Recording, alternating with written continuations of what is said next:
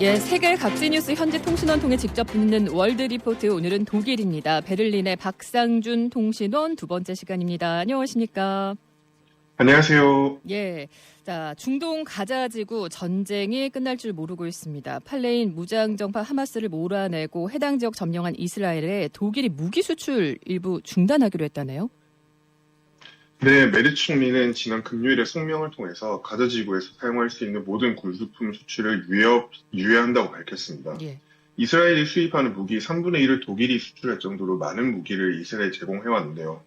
그래서 그런 만큼 이번 독일 정부의 결정은 이스라엘 가자 전쟁에 대한 정책의 전환점으로 평가되고 있습니다. 예, 독일은 2차 세계대전 당시 저질렀던 홀로코스트의 원죄 때문에 이스라엘에 대해 강하게 지지를 해왔고 미국에 이어서 이스라엘에 가장 무기를 많이 공급하던 나라였는데 중대한 변곡점이긴 한 것 같습니다. 근데 이렇게 갑자기 무기 공급 중단하게 된 이유가 있습니까? 네, 가장 결정적인 계기는 지난 금요일에 이스라엘 내각이 가자시티를 장악하고 군사 배치를 확대하는 계획을 승인한 것입니다. 메르츠 총리는 독일이 확고히 이스라엘 편에 설 것이라면서도 네.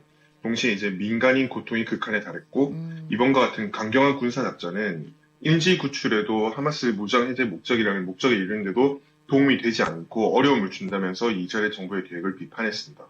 또 최근의 여론조사가 독일 내에서는 이 정부가 이제 이스라엘에 더 강력한 압박을 가해야 한다고 하는 응답자가 2분의 3에 이르고 또 이스라엘 규탄하는 대규모 시위가 많이 일어나는 등 이스라엘 압박을 요구하는 국내 여론들도 영향을 준 것으로 보입니다. 예, 이스라엘을 더 강경하게 압박해야 된다는 또 여론이 3분의 2에 달하는군요.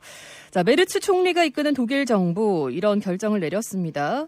독일 안팎의 반응은 좀 어떻습니까? 유럽 전반의 반응도 좋고요. 네, 지금 가자 지구 내에 심각한 인도적 재난 상황에 촉각을 세워온 주변국들은 독일과 같은 목소리로 이스라엘 가자 점령 계획을 규탄하고 있습니다. 그래서 독일, 프랑스, 영국 등 10개국이 지난 9일에 이 계획을 강력히 반대하는 공동성명을 발표하기도 했고요. 예. 독일 내에서도 연립 여당의 한 축인 3인당과 또 진보 야당들은 이번 결정을 환영하고 또 더 강력한 추가 조치를 요구하기도 했는데요. 반면에 이제 메르츠 총리가 속한 기민 기사당 내에서는 이번 결정이 심각한 전략적 실수라며 반발이 크게 일고 있습니다. 또 이스라엘 정부와 독일 내의 유대인 단체들도 이번 결정이 이스라엘의 방위력을 손상시키고 또 하마스 테러를 지지하는 꼴이라는 비판을 하기도 했고요. 예, 독일이 이스라엘의 군수품 수출 추가 허가 없이 유예한다고 결정했습니다. 이렇게 무기 수출은 중단하지만 가자지구의 구호물자 공중 투하에서 지원하고 있습니다. 물자가 부족한 가자지구 사람들에게 일단 도움은 절실합니다. 필요하겠지만 이 공중 투하 방식이 비인도적이고 또 다른 위험에 노출시킨다는 비판이 있잖아요. 네, 그렇습니다. 지금 이제 7월 31일부터 공군을 통해서 긴급 구호품을 투하하기 시작했는데요, 독일이. 네.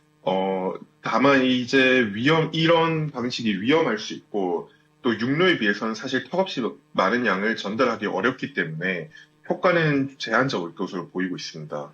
게다가 이게 육로 봉쇄를 푸는 등의 근본적인 변화가 사실은 더 필요한데 이런 공중 투하가 오히려 주의를 분산시키고 방해가 된다는 비판들도 제기가 되고 있습니다. 예, 이스라엘 지원에 대한 독일의 또 변화를 읽어봤습니다.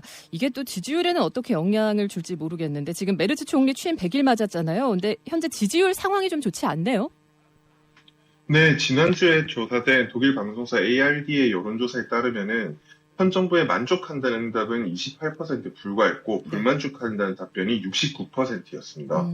이제 이거는 올라프 숄츠 전 총리가 그 당시 취임 100일 당시 얻은 지지율이 43%랑 비교해도 훨씬 낮은 것입니다. 사실 취임 100일이면 아직은 허니문 시기, 인기가 높을 시기인데 지지율이 이렇게 떨어진 이유나 특별한 이슈가 있습니까? 아무래도 메르츠 내각이 이제 주변국에서의 전쟁, 미국과의 무역 협상, 국내의 경제 사정도 좋지 않고 이런 쉽지 않은 여건 속에서 출발했는데 그만큼 유권자들의 기대가 컸던 것 같습니다. 근데 이제 경제 지표가 개선되거나 정책 개혁 속도가 기대에 미치지 않으면서 지지층이 크게 실망한 것으로 보이고요. 특히 최근에는 연방헌법재판관 선출 과정에서 연정 파트너인 3인당이 추천했던 후보를 막상 연정 파트너인 또 기민기사당 의원들이 반대하는 바람에 무산되고 후보도 사퇴하고 하면서 큰 논란이 되었거든요.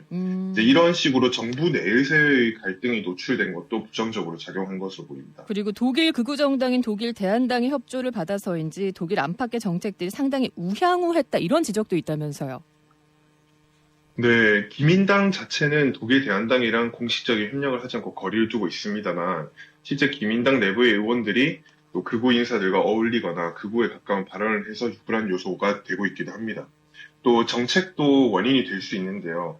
좌파당이나 독색당 같은 진보 정당들은 현 정부가 강경한 이민 정책, 또 기후 환경이나 사회 분야 예산을 삭감하는 바람에 이제 정책이 퇴보하고 있다며 비판을 하고 있고, 근데 반대로 또 독일 대한당 같은 극우 정당은 이민 정책이나 대정 정책이 전 정권이랑 달라지지 않았다고 현 정권을 공격하고 있습니다. 예. 사실상 좌우 모든 세력들이 현 정부에 불만을 갖고 있는 형국입니다. 예, 지지율에 또 주변국의 전쟁도 영향을 미친다고 했는데 또 하나의 전쟁인 러시아 우크라이나 전쟁도 또 지금 미국과 러시아 정상회담에 우크라이나 대통령이 참석해야 된다 이렇게 메르츠 총리가 밝혔잖아요. 예, 독일 내에서는 어떻게 가능할 걸로 보십니까? 보고 있던가요? 네, 독일뿐만 아니라 지난 일요일에 이제 유럽의 이탈리아, 프랑스, 폴란드 또 영국과 유럽연합 등 주요 정상들이 함께 공동 성명을 발표해서 러시아와의 어떤 평화 논의에도 우크라이나가 반드시 참여해야 된다는 입장을 밝혀서 이제 젤렌스키 대통령의 정상회담 참석을 지지하고 있는 상황입니다. 거기다가 이제 오늘 수요일 저녁에는 금요일에 있을 트럼프 푸틴 정상회담에 앞서서 트럼프와 젤렌스키, 메르츠 그리고 또 다른 유럽 정상들이 모여서 화상회의를 잠깐 가질 예정인데요. 메르츠 총리가 대안해서 긴급하게 이 꾸려진 회의에서 아마 또 트럼프 대통령에게 젤렌스키의 참석을 촉구할 것으로 전망이 됩니다. 예. 그런데 이제 트럼프가 이번 월요일 기자회견에서 젤렌스키가 참석할 수는 있지만 과거에 그가 회의에 참석한다고 해서 뭔가 달라진 게 없었다. 이런 식으로 이제 부정적인 말을 해서 네. 과연 실제로 젤렌스키의 참석이 이루어질지는 예측하기가 사실 어렵고 독일 언론들도 현재 귀추를 주목하고 있습니다. 예, 독일은 어떻습니까? 기후 위기, 폭염, 폭우 이런 부분 좀 변화가 느껴지세요?